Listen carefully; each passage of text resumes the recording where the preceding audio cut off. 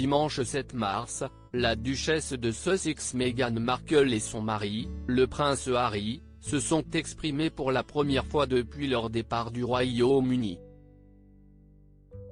Ils ont notamment évoqué leur décision de quitter la famille royale britannique et partagé des images de leur nouvelle vie sur la côte ouest des États-Unis, à Los Angeles. Mais si les époux de Sussex sont probablement soulagés d'avoir pu vider leur sac, les retombées de l'interview sont loin d'être positives. Depuis la diffusion de l'émission d'Oprah Winfrey, les époux de Sussex sont la cible de critiques acerbes, notamment de la part des Britanniques. Selon un sondage publié peu après l'entrevue du couple avec Oprah Winfrey, plus de la moitié des Anglais estiment que les époux de Sussex devraient se voir retirer leurs titres royaux pour avoir infligé un mauvais traitement à la reine. Et voilà que Donald Trump en remet une couche. Invité du podcast de Steve Bannon le 10 mars dernier, l'ex-conseiller de l'ancien président des États-Unis, Jason Millet, est revenu sur l'interview des Sussex.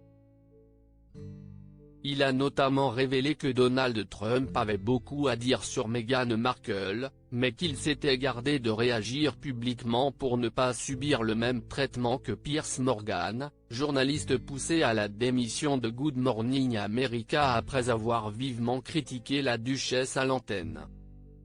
Lorsque je parlais au président ce matin, il m'a dit ouais, Meghan n'est pas une fille bien. Je l'avais dit et maintenant, tout le monde s'en rend compte. Mais je réalise que si on dit quoi que ce soit de négatif sur Meghan Markle, on se fait cancelled, aurait ajouté l'ex-président, en référence à la cancel culture.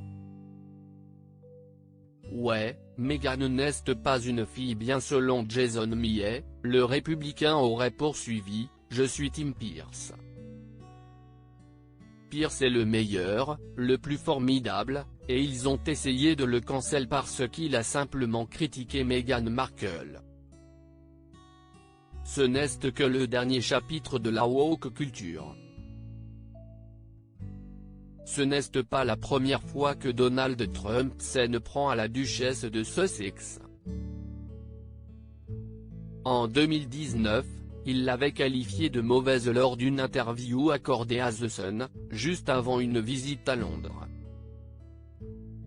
Une insulte qu'il a niée par la suite, bien qu'un enregistrement de sa voix ait été diffusé par le tabloïd.